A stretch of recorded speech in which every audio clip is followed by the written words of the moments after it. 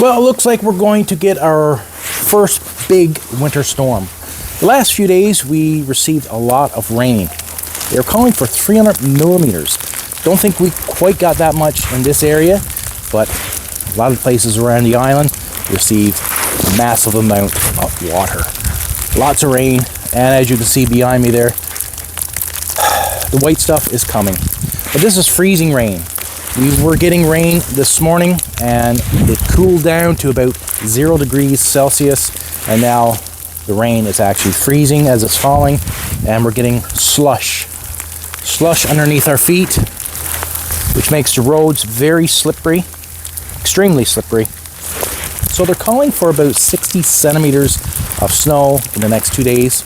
Again, we may not exactly get that amount right here in town, but the higher elevations up in the country, I'm sure they'll get that and more.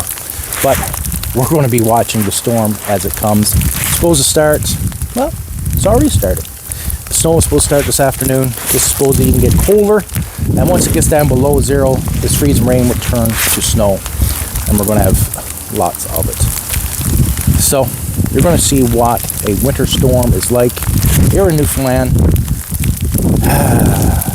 And thank God I'm off for the next couple of days, because it's going to be a lot of snow clearing.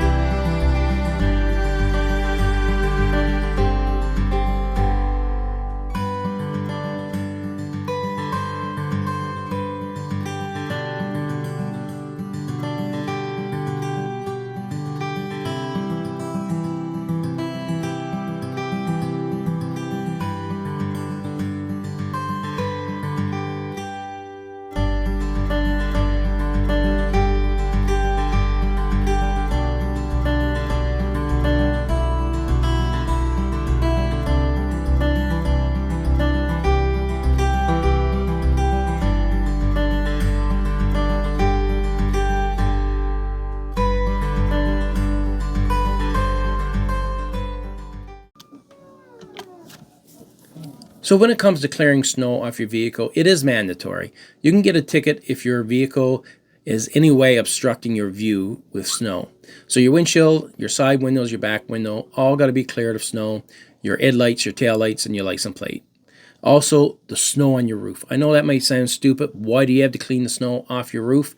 Well, when you're driving and your vehicle's heating up and your roof is getting a little warmer, that snow is going to slightly, let go from the metal, and it's going to slide down in front of your windshield, and it's going to obstruct your view. Your wipers are not going to get that snow off your windshield.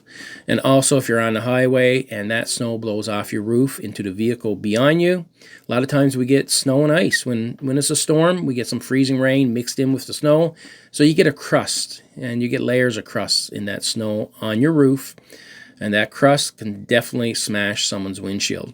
So it's very important to keep the roof cleared, because if you're responsible for an accident, we all know what that could end up being. Court action, legal action, lawsuit, everything in between. So we have to keep our vehicle clear of snow before we go driving. Very easy, very simple. Use some good judgment and common sense. Now it's time to take the beast out of the shed, the snowblower. It's gas powered. It basically propels itself once you press the lever, and you control the speed, and you control the direction where you're putting the snow. It's amazing. Instead of using a scoop and shovel, this is the way to go. Now, if you're living in areas where you get 2 or 3 feet of snow each storm, I don't think a snowblower is going to cut it. You'll probably have to have a plow or a front end loader to push the snow. But I prefer having a storm once a week. And we usually get 30-35 centimeters of snow. That's pretty typical. And I prefer just one storm a week instead of this snowing every day, because that accumulates very quickly. At the end of the winter, you could have 6 or 8 inches of ice buildup in your driveway because you just didn't get out every day to clear that snow, because it was snowing every day. I prefer one storm a week. What do you prefer? You prefer a storm a week, get out, get it cleaned up, and move on? Well, look at this storm. Snow up to my boots. Now that was a good dump of snow. You see the force behind this snowblower blowing that snow? There's actually 2 things that causes it. You have the augers in front, which you can see going around, cutting through the snow and bringing snow to the back of the tunnel. And the back of the tunnel is round, it's shaped round. And at the back of that tunnel is a disc, a metal disc that's almost the same distance, the same circumference as the back of the tunnel. And on that disc, there's about 4 to 6 fins. Those fins almost scrapes the side of the tunnel when that disc spins. And that disc spins very, very fast. And those fins pushes that snow up into the chute. And as it's spinning more, it's pushing it fast. So that snow is going up through the chute and out. So you have your auger, and you also have that metal disc in the back of the tunnel working together to blow that snow. So with a very simple design, you can create something truly amazing.